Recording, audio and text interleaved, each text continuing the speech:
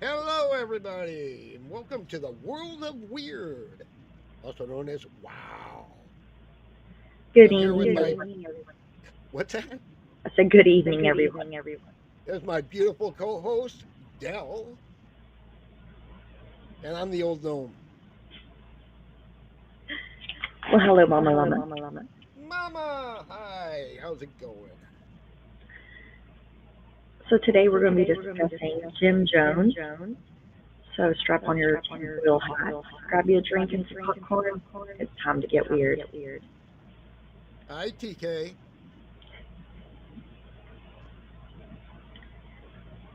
You want to start it out there, kiddo? I will start it out. Jim Jones, also known as James Warner Jones, was born May 1933. He was an American cult leader, pastor, and a mass murderer. He founded the People's Temple between 1955 and 1978. Jones and his members of an inner circle planned and orchestrated a mass murder suicide that resulted in the death of over 900 people. Oh, there's an echo. An echo? Is this any better? I don't hear it.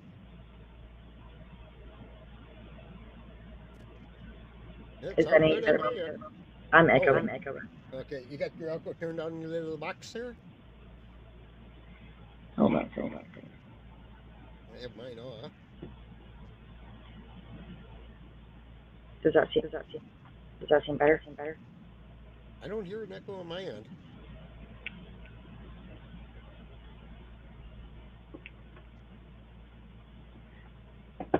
Okay, is that any better? What do you say out there in?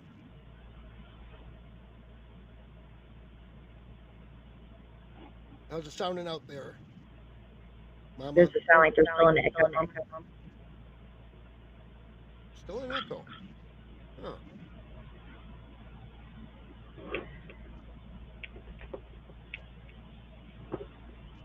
Well, that's interesting.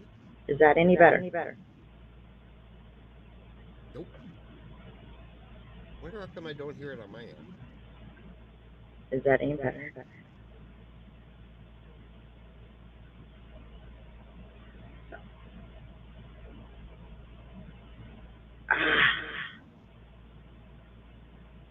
Wonder if anything I can do on my end. Okay, is that any better?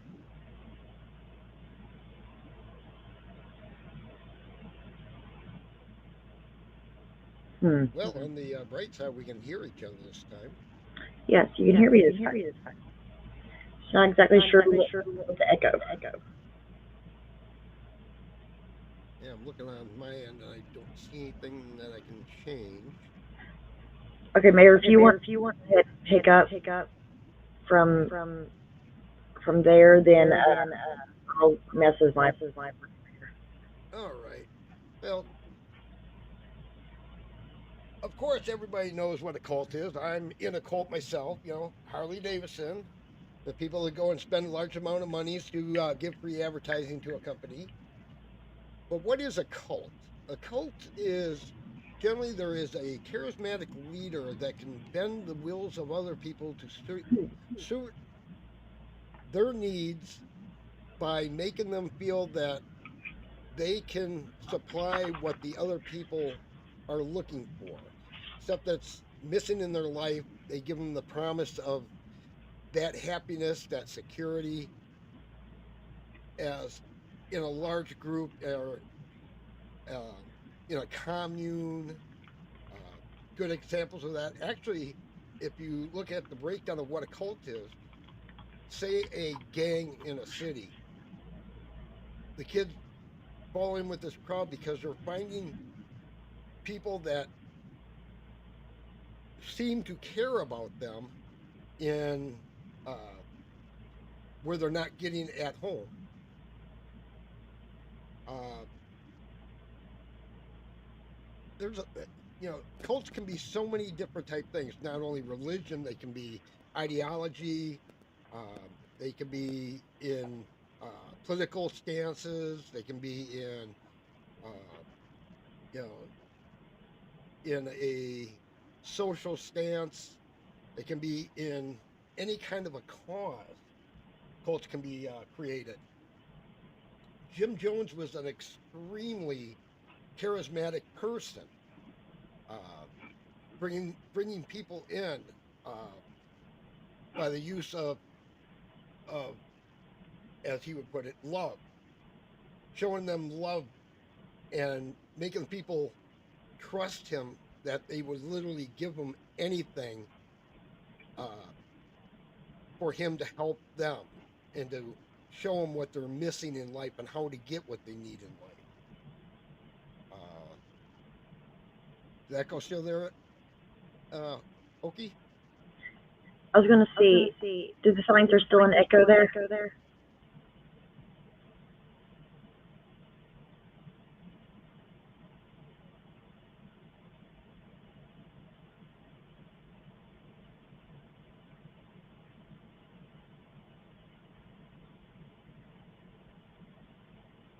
Mom, does their signs are still an echo? Hi, Mercy. You had an ex who was cultish. Yeah, it's still an echo. Still on my Marcy, can side. Marcy, do you have an echo?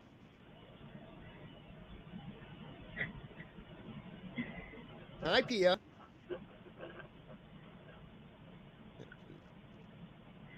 Okay, hold Cultish, on. no close ties, no holidays, no pork, lots of Alex Jones shows, 1 year in my life, and my kid's life wasted. Yeah, that happens. That definitely happens.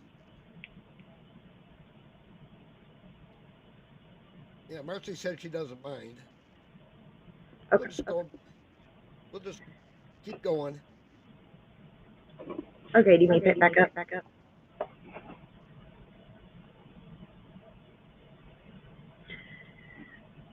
So like I said, Jim Jones was born May 13th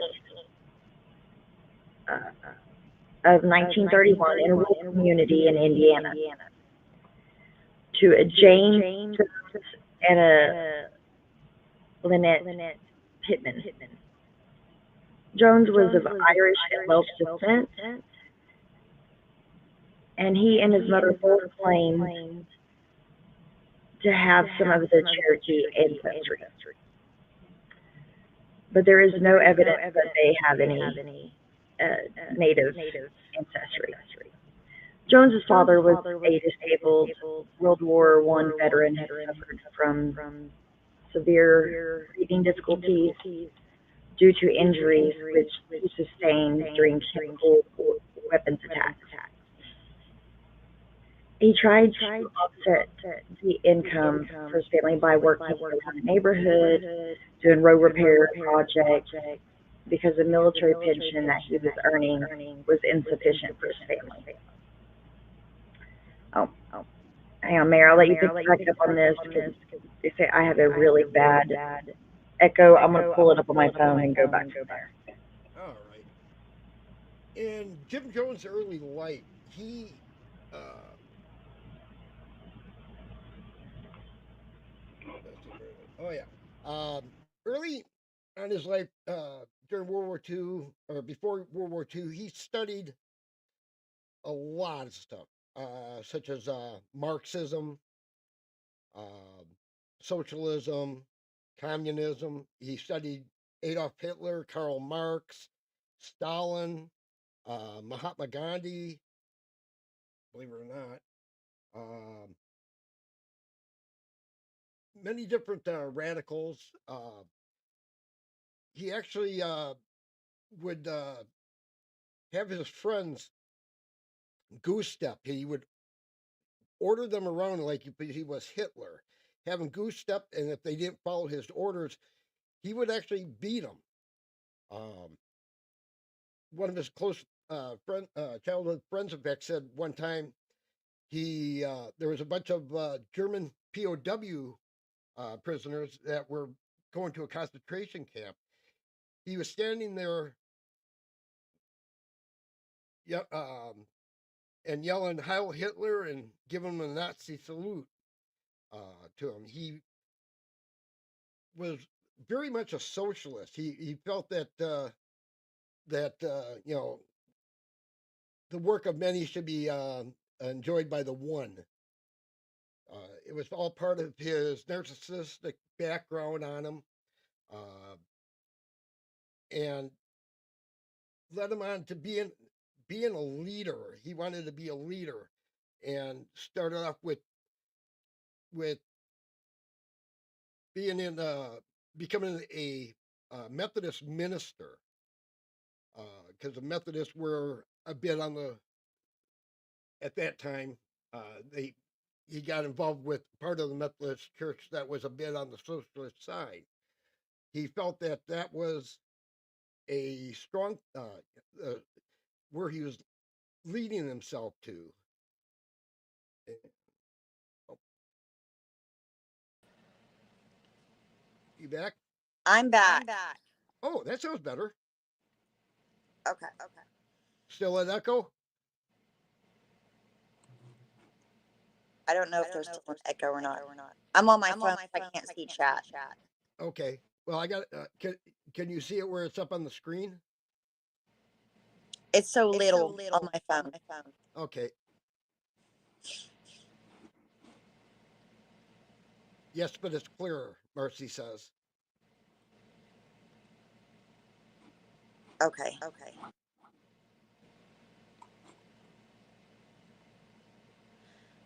You All mean right. take it back? Take it back. All right. Here, let me shut off my mic and see if it changes. Okay, that may help. Just go ahead. Okay.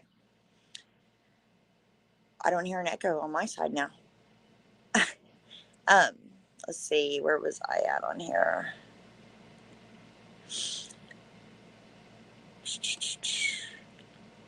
So, according to multiple Jones biographers, his mother had no natural maternal instincts. She frequently neglected her son. When Jones started to attend school, his extended family threatened to cut off their financial assistance unless his mother got a job, forcing her to work outside of the home. Meanwhile, Jones's father was hospitalized multiple times due to his illnesses. As a result, Jones's parents were frequently absent from his childhood. His aunts and uncles lived close by and gave him some supervision, but Jones often wandered the streets of the town, sometimes completely naked. Jones was cared for by a female resident of Lynn, and they frequently gave him food, clothing, and gifts. Um, Can you and hear me then right now? I can hear you right now. Is the echo better?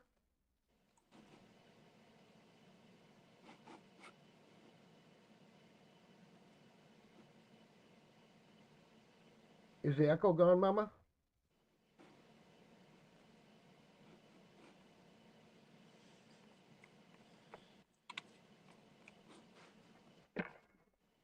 All right. I found the problem. It's my sound stuff here, so I just went to the built-in microphone on my camera. Oh, okay. I probably should have done that instead. I didn't even think about the built-in mic on the on the camera. My brain today is not fully working. Yeah, I'm still running my headphones through my little box here, but I turned off the mic, so we know I'm not going to be using this stupid mic anymore until I figure out what's going on. Okay. So while Jones was a child, the Nazarene Church's pastor's wife, Myrtle Kennedy, developed a special attachment to Jones. She gave him a Bible and encouraged him to study it, teaching him to follow the holiness code of the Nazarene Church. As Jones grew older, he attended services at most of the churches in Lynn, often going to multiple churches each week. He was baptized in several of those different churches. He developed a desire to become a preacher as a child, and he began practicing preaching in private. His mother claimed that she was disturbed when she caught him imitating the pastor of the local apostolic Pentecostal church, and she unsuccessfully attempted to prevent him from attending the church services. Although they had sympathy for Jones because of his poor circumstances growing up, his neighbors reported that he was an unusual child who was obsessed with religion and death. He regularly visited a casket manufacturer and held mock funerals for roadkill that he had collected. One neighbor of the Jones family even stated that Jones killed a cat with a knife for one of those funerals. When he when he could not get any children to attend the funerals, he would perform the services alone. He claimed to have unique abilities, such as the capacity to fly. He once leaped off of a building's roof to demonstrate his abilities to others, but he fell and broke his arm. He nonetheless persisted in saying that he had exceptional abilities despite the fall. At times, he would put other children into life threatening situations and tell them that he was guided by the angel of death. Jones allegedly committed countless sacrilegious pranks in the church he attended as a boy, according to the claims that he made in his adult life. He claimed that he had stolen the Pentecostal minister's Bible and had covered Acts 2:38 with cow manure. He also asserted that he substituted a cup of his urine for the holy water once at a Catholic church. Jones had developed an intense interest in social doctrines as well. He became a reader who studied Adolf Hitler, Joseph Stalin, Karl Marx, and of Gandhi. Jones would tell his wife that Mao Zedong, I know I butchered that, sorry, was his hero. He spent hours in his community library and he brought books home so he could read them in the evenings. Although he studied different political systems, Jones did not, sorry, show any radical political beliefs in his youth. But as World War II started, Jones developed an intense interest in the Nazi Party. He was, let's see here, fascinated by their prompt, their cohesion, and Hitler's total power. The members of the neighborhood found it disconcerting that he extolled the Nazi Germany. Let's see here. Jones acted as a dictator over other kids, ordering them to goose steps together and beating those who disobeyed. One childhood friend recalled Jones shouting, "Hail Hitler," and giving the Nazi salute to German prisoners, the prisoners of war who were traveling to detention centers. Let's see here. Commenting on his childhood, Jones had stated, "I was ready to kill by the end of third grade. I mean, I was so aggressive and hostile. I was ready to kill. Nobody gave me love, any understanding.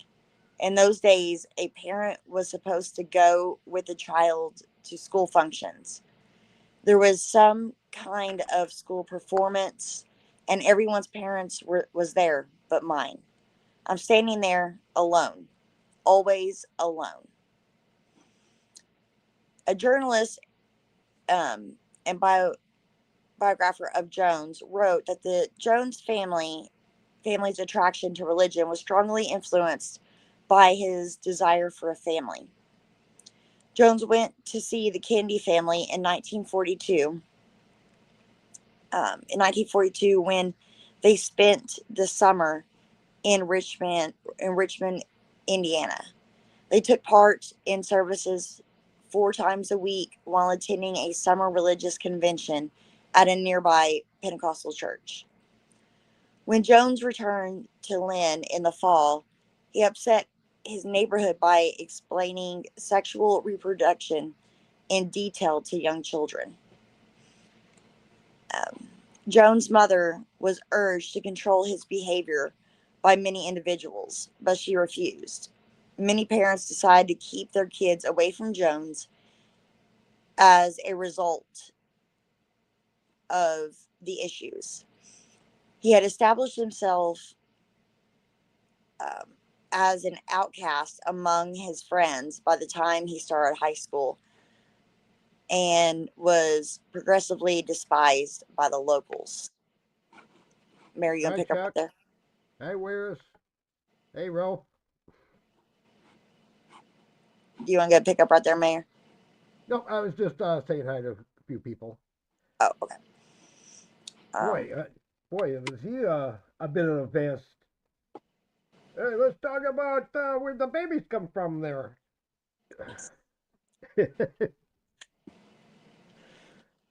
Jones ended up graduating from Richmond High School in Indiana and later attended Indiana University in Bloomington, where he was deeply moved by witnessing racial segregation. He became influenced by socialist and communist ideologies, which he tried to merge with his Christian beliefs. He later attended Butler University, earning a degree in secondary education in 1961.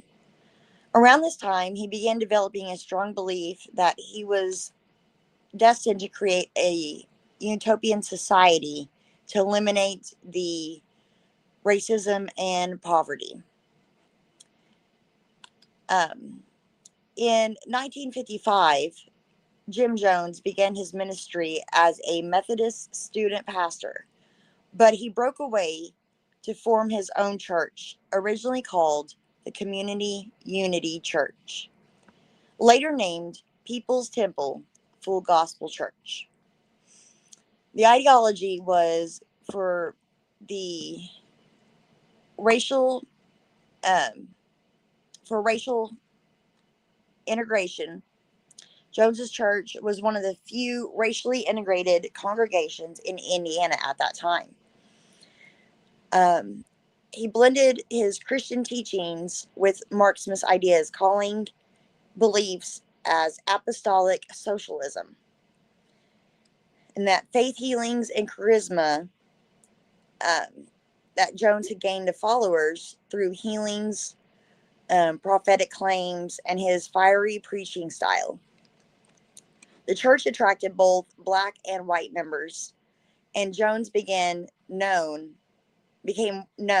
as a civil rights advocate. In the mid 1960s, Jones grew paranoid about the nuclear war and uh, the social collapse. He moved the congregation to Redwood Valley, California in 1965, believing it to be a safe area. The church flourished there and expanded to San Francisco and to LA in the 1970s. By then, People's Temple had thousands of members, including politicians and community leaders. Jones became well-known political figure in San Francisco, helping with voter drives and charitable projects. However, behind the scenes, the group grew increasingly authoritarian. Members had to surrender money and property to the temple. There was strict discipline and communal living that was enforced, and members were sometimes publicly humiliated or beaten as a punishment. Jones's paranoia and control deepened as he claimed to be a god incarnate. With his paranoia getting worse and worse, he then decided that he was going to end up moving everybody to Guyana, in which the move to Guyana happened in 1974. For fearing media scrutiny and government investigations in the U.S., Jones had moved his followers to South America to build what was then known as Jonestown, a remote settlement he claimed would be a utopia free from racism and oppression. By 1978, around 900 people lived there, mostly American followers who had given up their possessions, but conditions were harsh. They were overworked, malnourished, and poor living standards were very common. Armed guards patrolled the compound, and Jones's mental health deteriorated. He became addicted to drugs, um, which seemed like it was more amphetamines and barbiturates. And he was increasingly paranoid about the outside threats. And he began holding what he called white night drills, which was rehearsing them for mass suicide. Um, Hold on. I was going to see if I could pull up, see if I can find back on one of my pages here Most leaders like that are very charismatic. Uh, yes. they those are the ones that you got to really worry about. Um, oh, time for a commercial. This show is being sponsored by Flavor Aid. Flavor Aid with 22 delicious flavors just to die for. Back to you. Um, let's see here. Jones had been performing what he was calling faith healing miracles since his uh, since long before Jonestown. And on several of these occasions, his healings were revealed as nothing but a hoax. In one instance, Jones drugged a member, Irene Mason, and while she was unconscious, a cast was placed on her arm. When she regained consciousness, she was told that she had fallen and broken her arm and been taken to the hospital. In a subsequent healing service, Jones removed her cast in front of the congregation and told them that she was healed. In other instances, Jones had someone from his inner circle enter the prayer line for healing of cancer. After being healed, the person would pretend to cough up a tumor, which was actually a chicken gizzard. Jones also pretended to have special revelations about individuals, which revealed supposed hidden details about their lives. Jones had coworkers who called at uh, the potential recruit's home and asked detailed questions in the cover of doing an unrelated examination.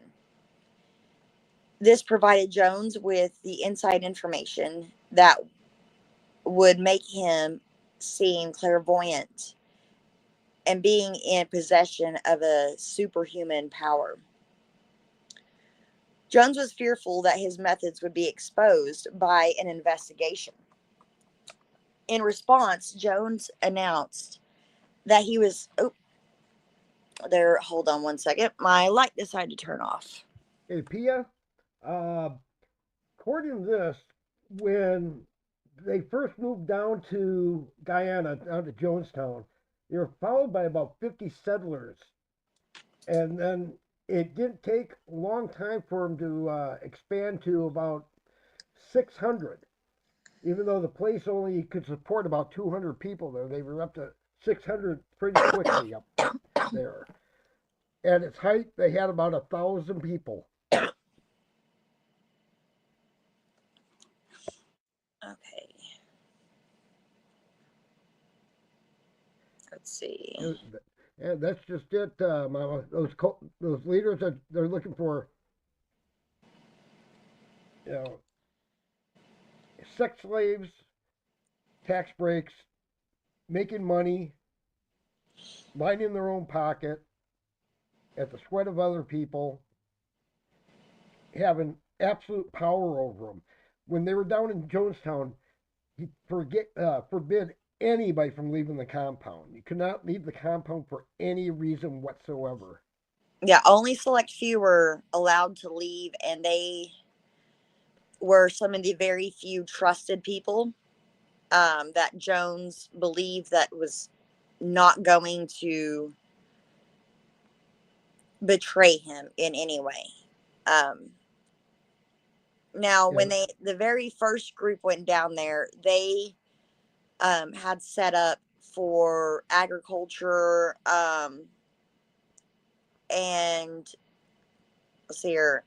By the summer of 1974, the land and supplies were purchased in Guyana. Jones was put in charge of the project and oversaw installation of power generation station, um, clearance of the fields for farming, and construction of dormitories to prepare for the first settlers. In December of 1974, the first group arrived to start operating the commune that would become known as Jonestown. Jones left James Jones to oversee Jonestown. Uh, le- left James to oversee Jonestown while he returned to the U.S. to continue his efforts um, to combat the negative press. He was largely unsuccessful, um, and stories of abuse about People's Temple were leaked to the public. Let's see here. a lot of people. He bothered a lot of kids from members that had followed him down to Guyana too. Um, if he hadn't, you know, he would pick a woman and all that. And she needs special, she needs special prayer and all that, and would take him to a secluded room that had no windows or anything in there to pray over him. And they were ordered never to say a word of what happened in there.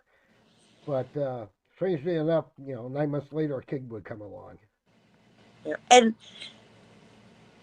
early on, before he seemed like he was, off his rocker even as a child. With him,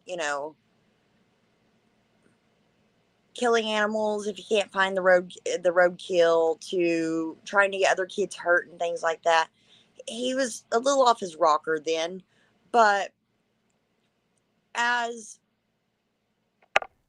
as years went on, when he got married, him and his wife, they adopted multiple children. They had adopted some African American children, some Chinese children, and Korean, they were known as like a rainbow family, because they just were all different color. And this was, obviously back in the 60s and 70s, when there was not a whole lot of that going on. Um, they were the and first white family to ever adopt a black child in the state of Indiana, Indiana. yes. And so I think by him also taking a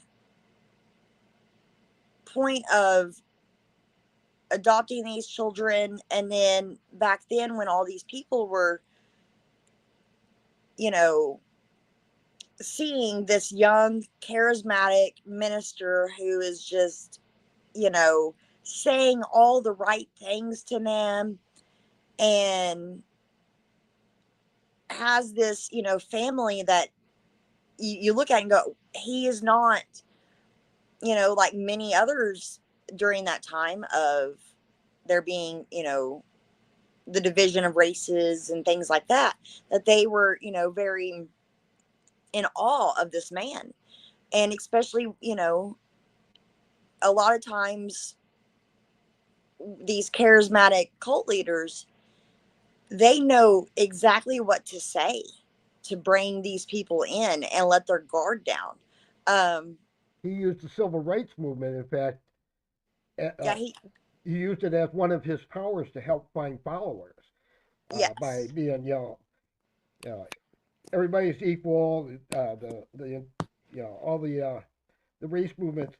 He had been down in Brazil looking for a place to start to move the church to, and he wasn't having any luck finding any place down there. So he moved. He wanted to get back so that he could continue with what he was doing with uh, uh, all the race movements and all that, to be there and work on it. But also one of the main reasons was to help build up more of his following.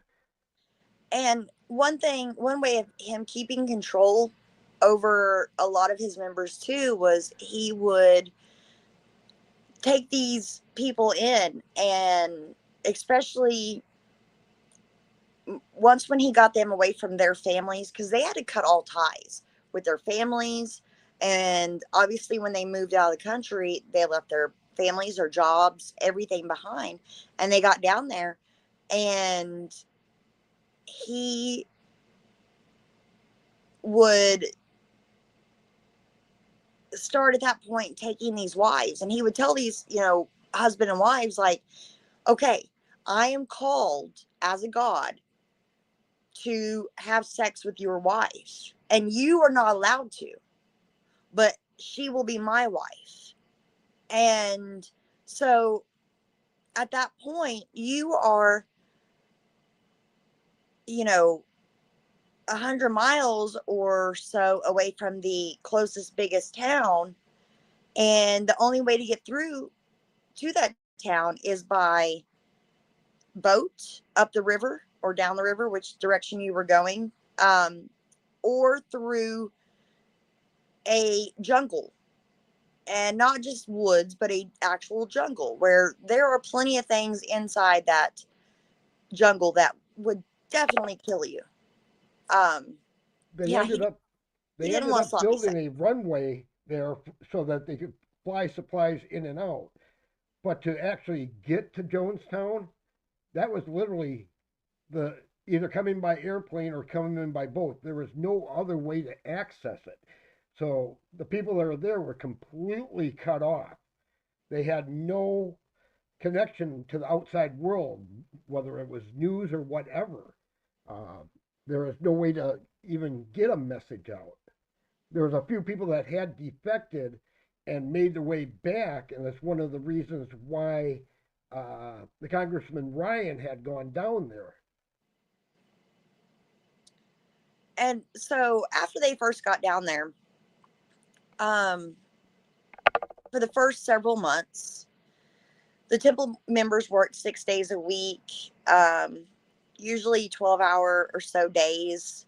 They might would get an hour for lunch. And the way that their schedules were was they would wake up, go to work, and work all day, come back to your, um, you wouldn't even call it a house because it wasn't like you had a kitchen. It wasn't like you had, it was just pretty much a bunk room, nearly. Yeah, barracks almost.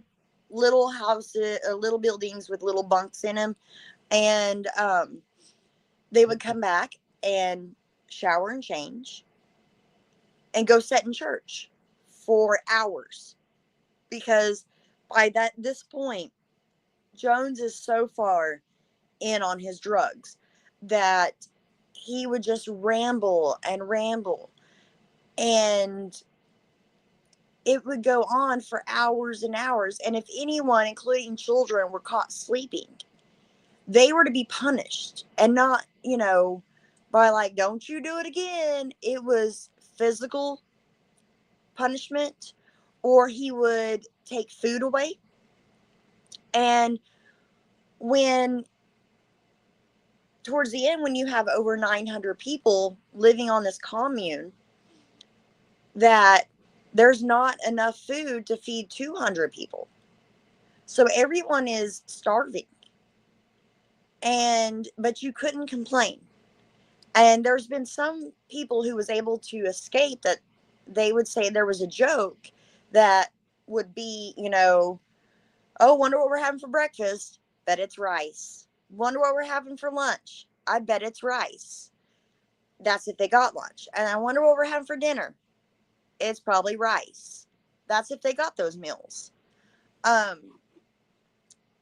Now, one thing, Jones would try to make it to where people were scared to reach out to their families back home, because he didn't want them to know that the United States hadn't collapsed. There was not, you know, anything going on other than Jim Jones was being investigated. He didn't want them to find all that information out. He wanted it to be where they were scared to reach out.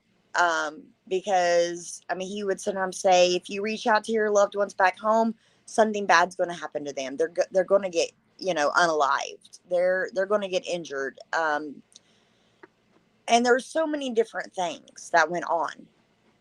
And so a lot of these family members and people who were able to escape, which to escape, like I said, was very difficult to do because of the location of where the commune was. And also, if when you got there, he took your passports, your anything of identification or anything wise away. Um, so it made it even more difficult to come back. They have Um, no documentation whatsoever. and and then it reached a point to where when they got to listening to a lot of his commune meetings, it showed how livid and frustrated that Jones would be with anyone who did not understand or find interesting the message that Jones was placing upon his members. So Jones also had forced every member of the People's Temple to say that they were homosexual, while proclaiming himself the only heterosexual there. Um, in spite of this, though, Jones was actually bisexual, and he was having sex with, like I said, not only the females, but he was also having sex with the males in Jonestown as well. Um, and the women who slept with him claimed that he was the best lover that they had ever had. They were Um, forced to say that, most likely. oh, I bet they were very scared to say anything otherwise. Um, and now the the thing that took the end of it um, was in November of 1978. Congressman Leo Ryan, who was out of California, um, he had led a fact-finding mission to Jonestown to investigate the allegations of human rights abuses. Um, he Oh, I wish I had that had sound. um, he had some of the temple members, or relatives of temple members, excuse me, relatives of those, um, with him. He had an NBC camera crew with him. He had reporters from several newspapers, and they had arrived in the Guyanese capital of Georgetown on November 15th of 1978. 2 days later, they traveled by airplane to Port Kahima. I butchered that name probably too. Then they were transported to Jonestown, which Jones had hosted a reception for the group that evening at the Central Pavilion in Jonestown, during which Temple member Vernon Gosney passed a note meant for Ryan to an NBC reporter, Don Harris, requesting assistance for himself and another Temple member, Monica Bagby, in leaving the settlement. Tensions began to rise as news spread through the community that some members were attempting to leave. Ryan left hurriedly in a hurry that afternoon, the afternoon of November 18th.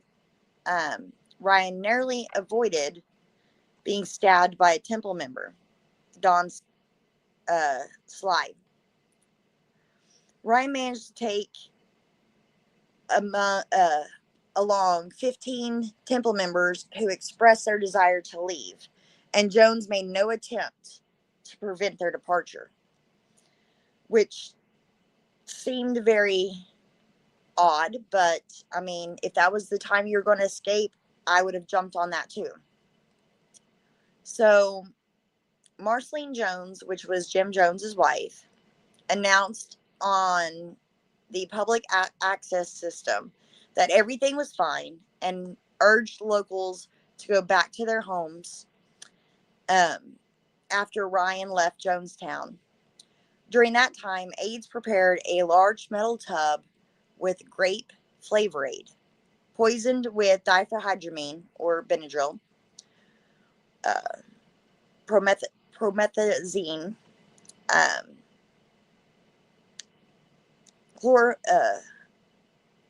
let's see here, Chlorpromazine. cyanide, um, chloroquine, and diazepam. So Benadryl, phenergan, cyanide, and like Valium was all mixed into this. And as members of Ryan's group boarded two planes, Jonestown's Red Brigade of armed guards arrived and began shooting at them. And it was also said that there was another person who was a supposed defector, a Larry Layton, who drew his weapon and began firing on members from the inside of the plane, of one of the planes. Let's see here. So an NBC cameraman, Bob Brown, was able to capture footage the first few seconds of the shooting, but just before himself was killed by a gunman. The 5 killed at the airstrip were Congressman Ryan, Harris, and Brown, San Francisco Examiner photographer Greg Robinson, and Temple member Patricia Parks. Surviving the attack were future Congresswoman Jackie Spear, a Ryan staff member, a deputy chief of mission from the U.S. Embassy in Georgetown, and a NBC producer, and another NBC reporter, and several deflecting Temple members. They escaped into the jungle and to avoid being killed. But later that day, on again November 18th, Jones received word that his security guards failed to kill all of Ryan's party. Jones concluded the escapees would soon inform the United States of the attack, and they would send military to seize Jonestown. Jones called the entire community to the Central Pavilion. He informed the community that Ryan was dead, and it was only a matter of time before military commandos descended on their commune and killed them all. Jones told Temple members that the Soviet Union would not give them passage after the airstrip shooting. He said, "We can check with Russia to see if they'll take us immediately. Otherwise, we die. Asking, you think Russia's going to want us with all the stigma? Without reasoning, Jones and several members argued the group should commit revolutionary suicide or unaliving. Before they have to actually practice before all this happened, they would have mock drills with the members not knowing that what they were drinking was not poisoned. They all thought he would hype it up, and they would go through the whole thing with drinking the Kool-Aid, but there was no poison in it, to find out who was really with them and who was, not sure, and who they had to watch and who they could trust. They did those mock drills many times beforehand, but I think it was also to get them in the mindset, going, oh, if we do it again, we don't have to worry about it, and the people would be more relaxed to drink the Kool-Aid, thinking that there was no poison in it. So Jones had recorded the entire death ritual on audio tape. And you can hear the cries and screams of children and adults who are easily heard on the tape being made. And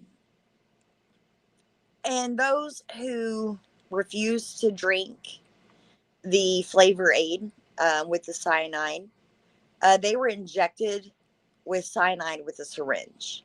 The crowd was surrounded by armed guards. So basically, offering members a dilemma of death, either by poisoning or at the guards' hands. And so, if they're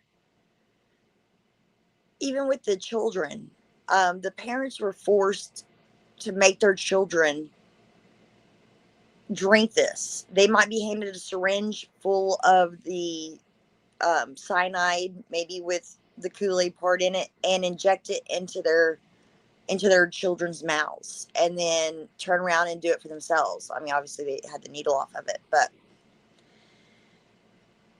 And if they tried running away and running into the woods, which a lot of people did, they would just shoot them.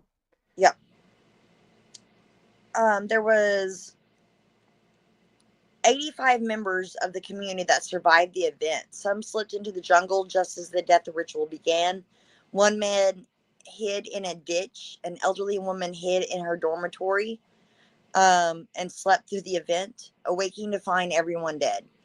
Um, 3 high-ranking temple members were given an assignment to transfer the People's Temple Fund to the Soviet embassy and thereby escape death. Um, but one of them committed suicide, committed unaliving later, about 4 months later, during a press conference. But after a couple days, that's when everything really came to light. Because once when the United States had heard of the shooting at the airstrip and then had found out about the temples, or had found out what happened at Jonestown, the Guyanese military had found everyone dead. So then the U.S. military organized an airlift to bring the remains back to the United States to be buried. Jones was found on stage of the Central Pavilion. He was resting on a pillow near his deck chair with a pew wound to his head. His body was later moved an examination for examination and embalming. An official autopsy conducted by the Guyanese coroner confirmed that his death was by self-unaliving. His son Stephen speculated that his father may have directed someone to do it for him, which to me shows even more of a chicken way out for him was to have someone else do it for him. Um, but the crazy part to me, and saddening part, was after the people's remains were picked up and brought back, many churches and cemeteries were not allowing the bodies to be buried in their cemeteries because of all the controversy and everything that had went on. So sadly, that became an issue and ended up being the Oakland, a cemetery in Oakland that had allowed for, it's like a mass burial of, I believe it is of, um, I'll tell you the exact number. So 918 people died, including 304 children. Um, and where I had wrote down, okay, so the Evergreen Cemetery in Oakland, California was the final resting place of 412 unclaimed bodies from Jonestown. Um, so they have one tombstone that's for all 918 people for that massacre, and then the 4 granite tablets is listed of everyone who is buried or who passed away, all their names. um Now there was some controversy that did surround that for a little while. Like I said, a lot of cemeteries didn't want that to be in theirs, and a lot of churches were not very keen on the idea of that. But Billy Graham's church said, there's no way that you could say that. His exact words were, I just had it here. Billy Graham argued that it would be a mistake to identify Jones and his cult as Christians. He joined other prominent Christian leaders in alleging that Jones was demonically possessed. I'd probably agree. so one controversy that did happen was on those, like you see in the picture, those 4 granite tablets on the ground there, those have the names listed in alphabetical order. And under J, it does list James Jim Jones on tablet. And I can understand where a lot of people were upset over that. But his body is buried in there as well, is buried in that mass grave. And his only biological child by his real wife was also named Jim Jones. Yes. And now the other 506 um, bodies that are not buried in Oakland, they were claimed by their families and buried in other places. And so I think probably them moving, you know, taking their families' bodies and putting them in different cemeteries probably made it seem a little bit um, less of a controversy in those areas, because a lot of the followers were not only from California, but Indiana and other So- states South that along the way. Carolina. And so it's just sad that there was 304 children that did not get to make a choice into following Jim Jones and didn't get an actual say in their life other than the It was death. it was all forced upon them. They had no choice in the matter. A lot of the thing is, a lot of the adults was they made the choice to join the cult, but they didn't make the choice to be able to get out of the cult. Yes. And so that is Jonestown and Jim Jones and what the charismatic leader, that if he would have actually put his mind into other things, he might would have done good if he didn't allow the crazy to come into his life and then lead him to this. It's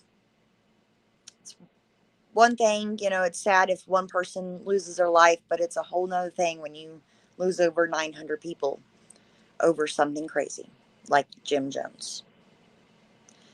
But that is it for the People Simple.